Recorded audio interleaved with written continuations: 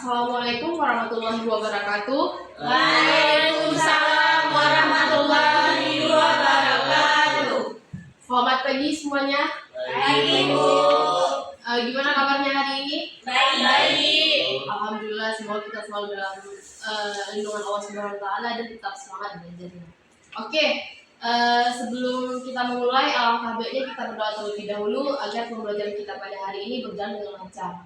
Berdoa beragama dan kepercayaan masing-masing. Berdoa dimulai. Amin, berdoa selesai. Oke, sebelumnya Ibu mau absen terlebih dahulu. Siapa yang tidak hadir hari ini? Sari. Siapa lagi? Nifta Nabila, Bu. Oke, siapa lagi? Nifta sakit, Bu. Nanti tolong kepada sekretaris dicatat nama-namanya ya. Baik, Bu. Oke. Nah, sebelum Ibu mulai materi ini, Ibu akan kasih ice breaking terlebih dahulu. Jadi sebagai pemahaman kalian untuk materi kita hari ini. Ibu berdiri ya. Oke. Ibu mau tanya dulu nih, jadi kalian bayangkan ya punya usaha es teh di depan sekolah gitu. Kira-kira berapa harga yang akan kalian jual? 5.000. 3.000. Bu, ini es apa dulu, Bu? Es doger. Es teh manis. 3.000 lah, Bu. 3.000. Oke. Baik.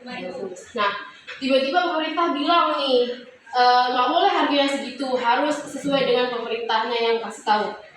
Kira-kira menurut kalian gimana perasaannya? Ya nggak pas lah, Bu. Kalian udah- Daunnya. Iya. Habis itu mereka nengok keadaan masyarakat di situ, apakah mereka mampu apa enggak. Kalau misalnya mahal gimana pula itu, Bu? Ya, pasti kita merasa ini nggak adil dong ya. Iya, Bu. Karena pemerintah kan bukan perusahaan dia, kan ini istilahnya usaha kita sendiri gitu.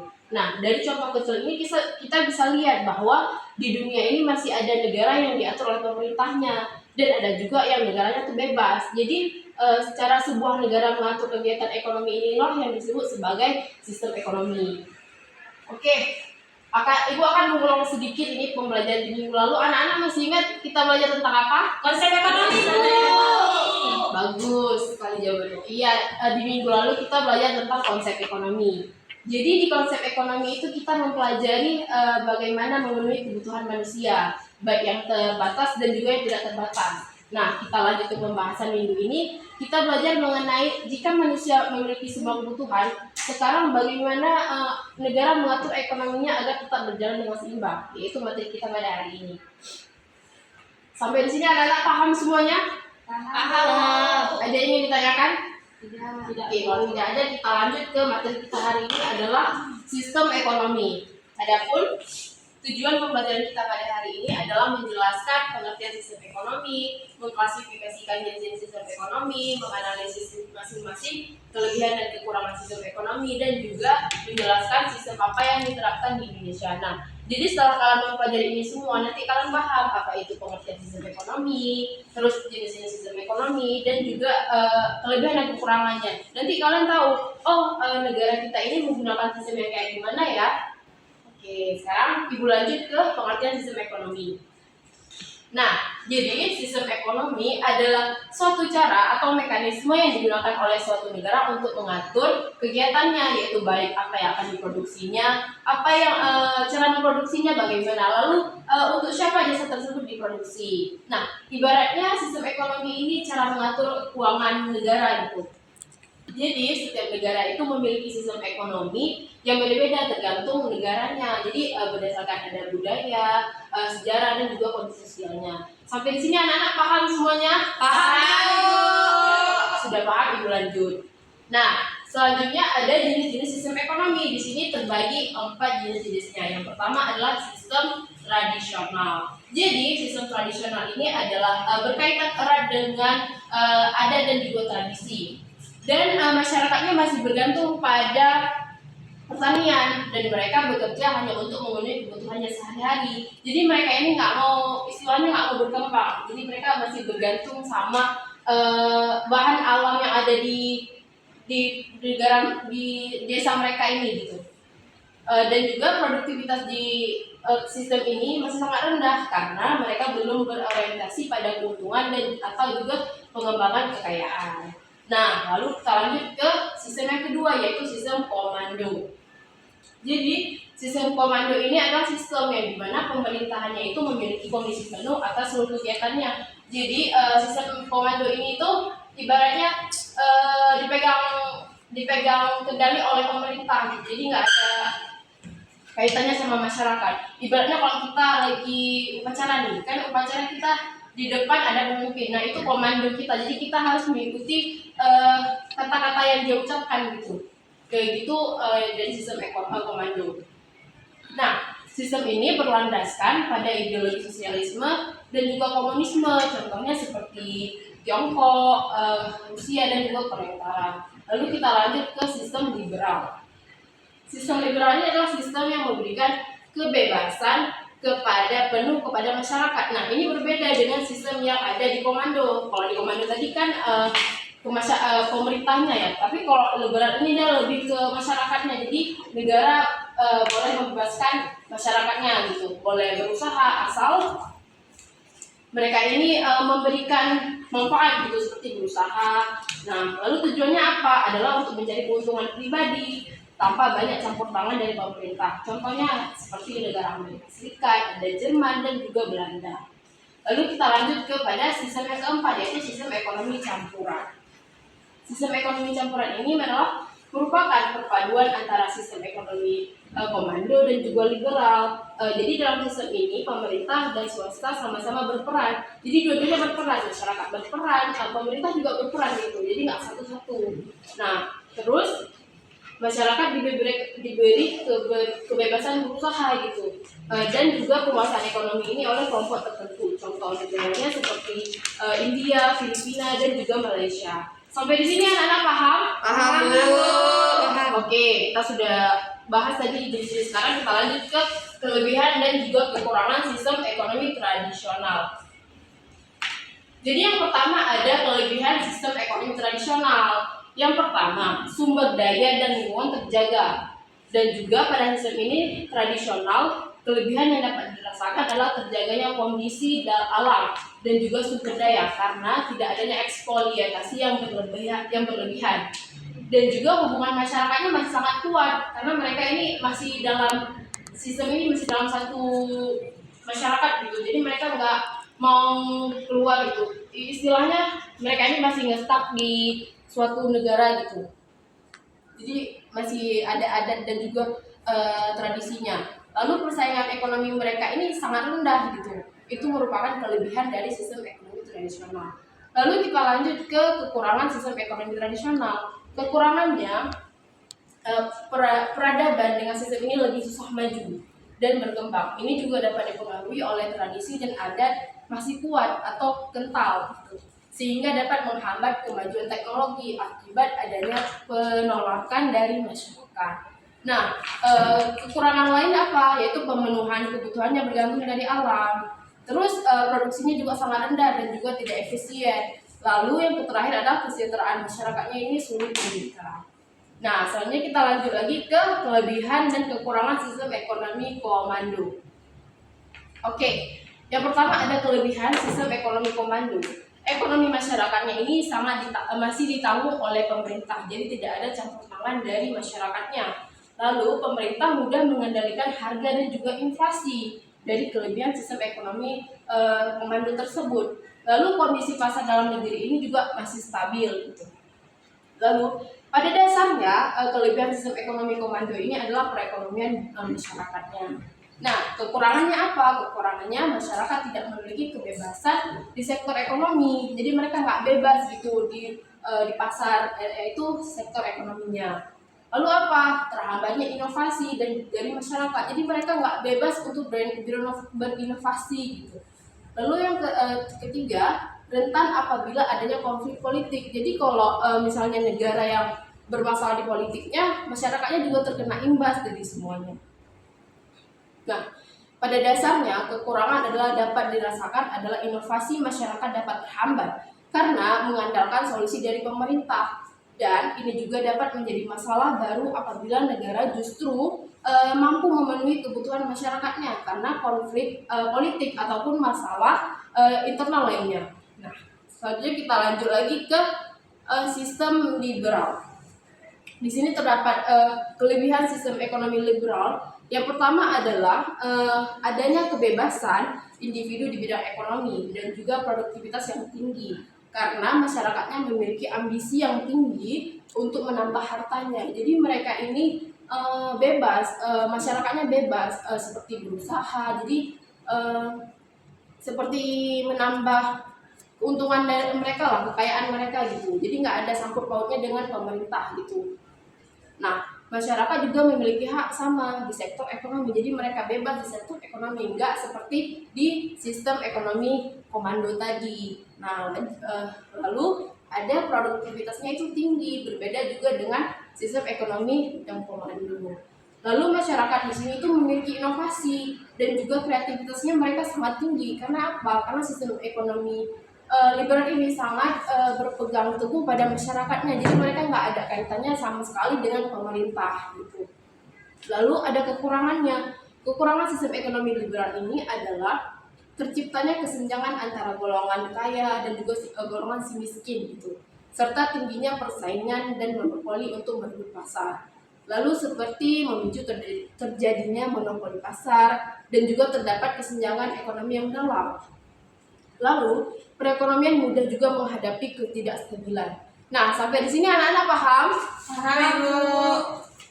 Nah, sekarang yang terakhir ialah kelebihan dan kekurangan sistem ekonomi campuran.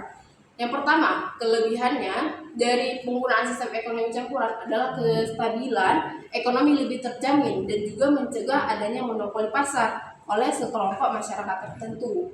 Lalu adanya mencegah monopoli pasar, lalu ada ketidakstabilan ekonomi yang lebih terjamin.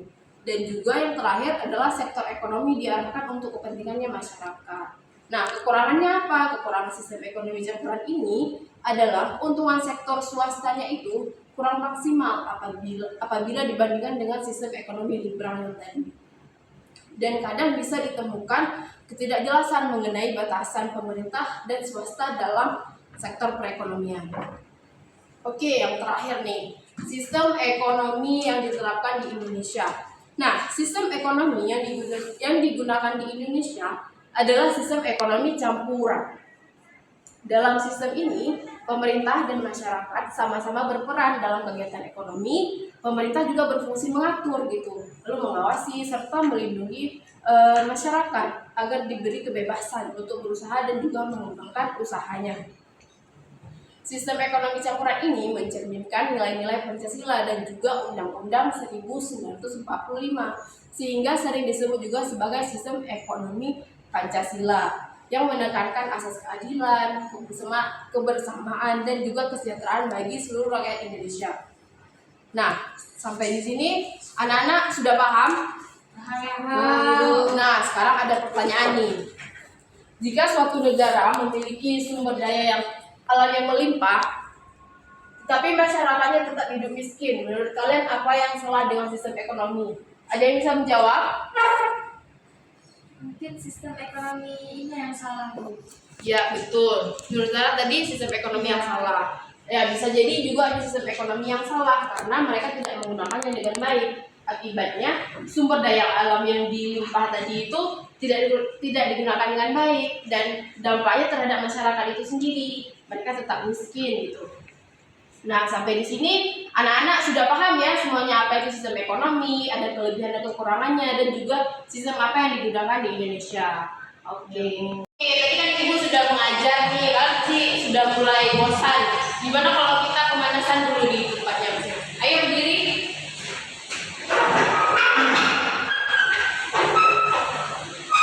Sekarang ikutin Ibu ya, kita pemanasan aja di tempatnya masing-masing. Pegang pundaknya semua. Gerakan ya ke depan, ke belakang, terus pegang pinggangnya masing-masing, goyangkan ke kanan, ke kiri. Oke, ke bawahnya, ke atas, ke bawah, ke atas lagi. Oke, anak-anak udah semangat lagi? Oke, kita dulu lagi. Oke, membagikan kalian kelompok. Untuk kelompoknya 3 kelompok saja karena kita tidak terlalu rame. Nah, untuk nama-nama itu tolong didengarkan ya. Untuk kelompok 1, Suci Aulia Ramadan. Suci? Ya, Bu. Terus Sally Fionika? Ya, Bu. Oke. Nanti kelompok 1 di sebelah sini ya. Baik, Bu. Untuk kelompok 2 ada Putri Maulida. Ya, Bu. Terus Zaiki Zalimunas. Ayo. Nanti di depan ibu ini ya. Lalu untuk kelompok 3 ada Novita Sagala. Ya, Bu. Lalu Fitri Azhara. Baik, Bu. Nanti silakan ke samping kanan. Oke, Bu. Oke, boleh langsung ke tempat duduknya masing-masing.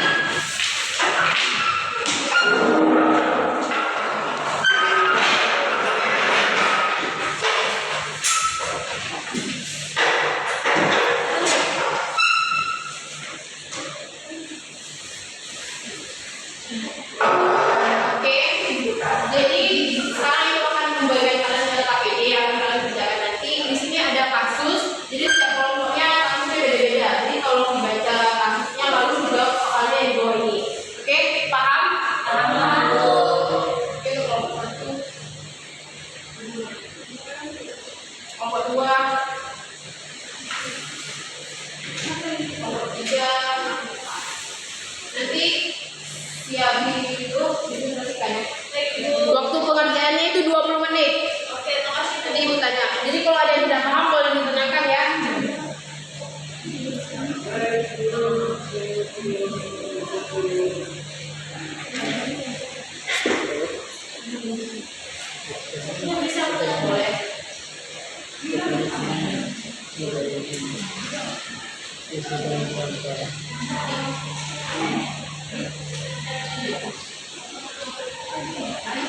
Satu baca, tapi singkat dulu.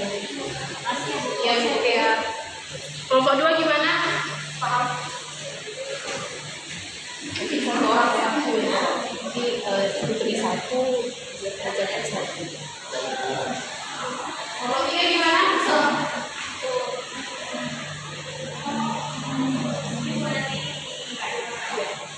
Jadi baca soal kasusnya kita jawab. Jadi satu orang satu yang nanti tulisannya.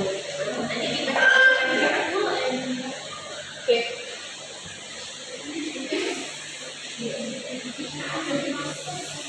Anak-anak udah siap semuanya? Udah Bu. Kalau udah siap, kelompok 1 udah siap? Oke, kalau belum kita lanjut kelompok 2 dulu ya. Kelompok 2 dipersilakan.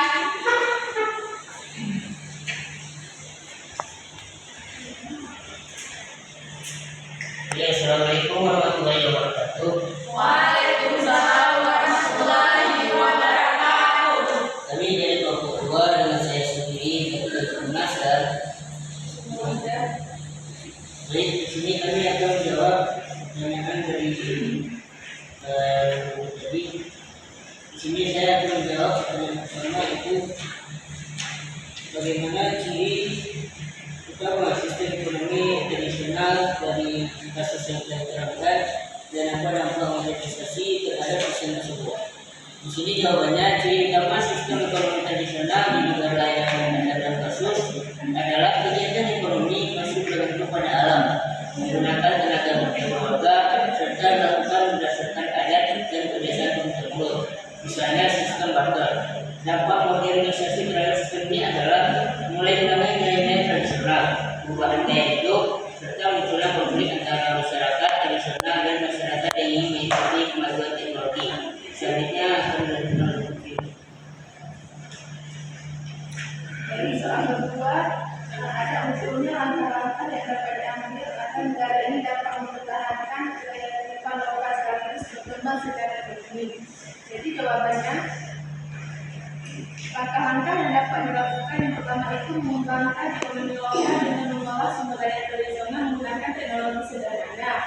Yang kedua, melestarikan kreatif lokal melalui pendidikan dan pelatihan berbasis budaya. Yang ketiga, mendorong kolaborasi antara masyarakat tradisional dan modern agar saling melengkapi. Yang keempat, ada memberikan dukungan pemerintah dalam bentuk kebijakan dan bantuan modal untuk usaha rakyat tanpa menghapus nilai adat. Yang yang terakhir ada meningkatkan literasi digital dan kewirausahaan agar masyarakat mampu beradaptasi dengan kemajuan zaman tanpa kehilangan identitas budaya. Selanjutnya saya berikan pada Baik, cukup sekian dari kelompok kami. Assalamualaikum warahmatullahi wabarakatuh. Oke, selamat kembali. Beri tepuk tangannya untuk kelompok 2. Sekarang kita lanjut ya untuk kelompok 3. Silakan.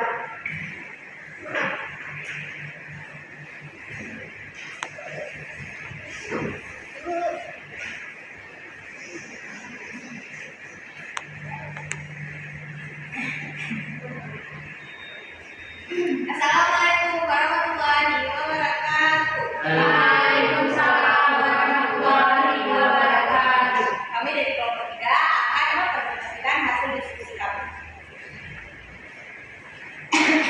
yang dimana kasus yang kami kerjain itu negara negara Eropa merupakan sistem ekonomi pasar bebas sepenuhnya, di mana seluruh kegiatan ekonomi diserahkan kepada mekanisme pasar tanpa banyak campur tangan pemerintah.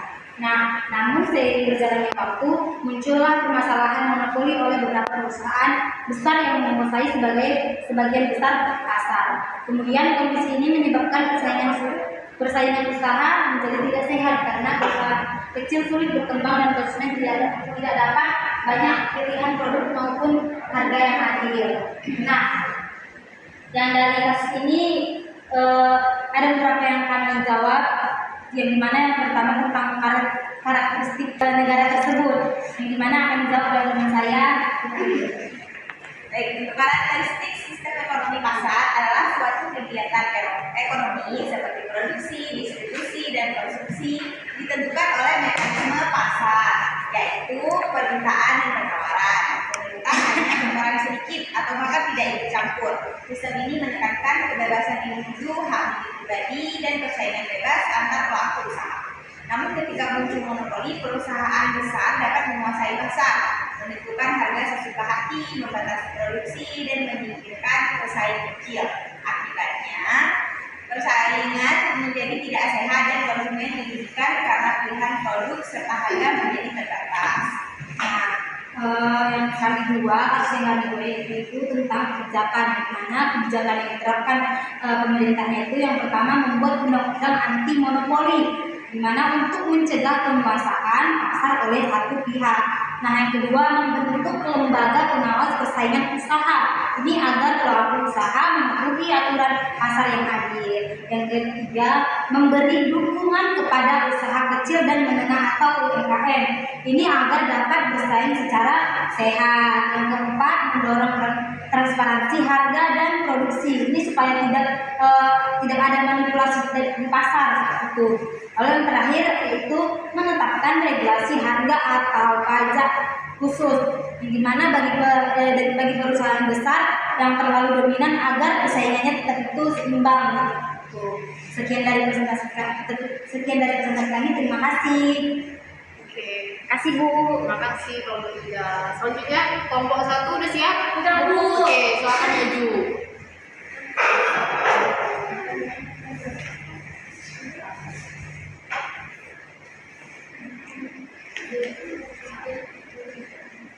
Assalamualaikum warahmatullahi wabarakatuh. Waalaikumsalam warahmatullahi wabarakatuh. Ingin mempresentasikan hasil kelompok kami. Yang pertanyaannya adalah jelaskan ciri-ciri utama sistem ekonomi campuran yang sedang diterapkan di negara ini dan bagaimana sistem ini mempengaruhi ketimpangan ekonomi di masyarakat. Jawabannya adalah ciri-ciri sistem ekonomi campuran adalah adanya peran pemerintah dan swasta dalam kegiatan ekonomi. Pemerintah mengatur sektor-sektor penting seperti energi, pendidikan, kesehatan, sedangkan swasta menolak sektor lain untuk meningkatkan efisiensi inovasi. Namun, sistem ini bisa menimbulkan ketimpangan pendapatan karena sektor swasta lebih sering menguntungkan bagi kelompok tertentu, sementara sebagian masyarakat lain tertinggal jika peran pemerintah dalam pemerataan kurang kuat. Soal kedua dijawab oleh teman saya. Baik, apa dampak positif dan negatif jika negara X Berikan pendapat dan ulasan solusi untuk mengatasi masalah pengangguran tanpa menghilangkan mekanisme pasar. Jadi, jawaban dari kelompok kami, jika negara X beralih ke sistem ekonomi komando, dampak positifnya adalah pemerataan pendapatan dan pengendalian inflasi lebih mudah karena semua diatur pemerintah. Namun, jika dampak negatifnya bisa berubah berkurang inovasi, lambatnya birokrasi, dan turunnya motivasi kerja. Jadi solusinya, sebaiknya pemerintah tetap mempertahankan sistem campuran, tetapi memperkuat program lapangan kerja, pelatihan keterampilan, serta memberikan insentif bagi sektor swasta untuk menyerap tenaga kerja tanpa menghilangkan mekanisme pasar. Baik, saya kembalikan ke moderator. Baik, sekian dari presentasi kami. Assalamualaikum warahmatullahi wabarakatuh. Waalaikumsalam warahmatullahi wabarakatuh. Silakan duduk kembali. Beri tepuk tangannya untuk promosannya.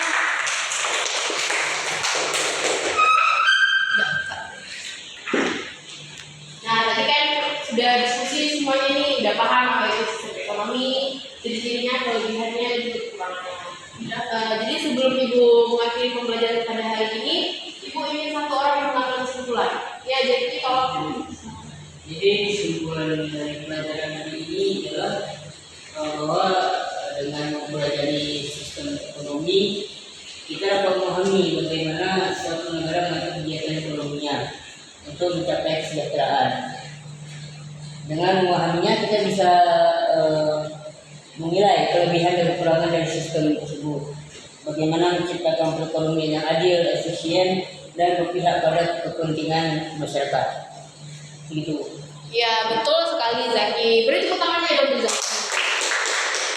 Oke, jadi sebagai tugas minggu depan tolong dibuat satu contoh sistem yang ada di negara lain, lalu kalian bandingkan dengan sistem yang ada di negara Indonesia ini. Dibuat dalam bentuk paragraf, minggu depan dikumpulkan. Jadi minggu depan harus sudah dikumpulkan semua di depan Ibu, nggak boleh ada telat dan dikumpulkan semuanya. Terus ada yang ditanyakan?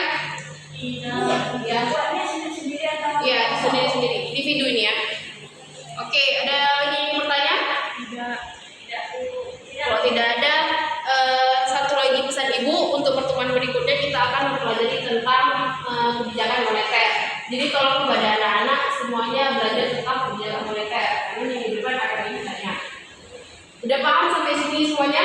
Paham. Tidak ada yang ditanyakan? Oke, kalau tidak ada, Ibu akhiri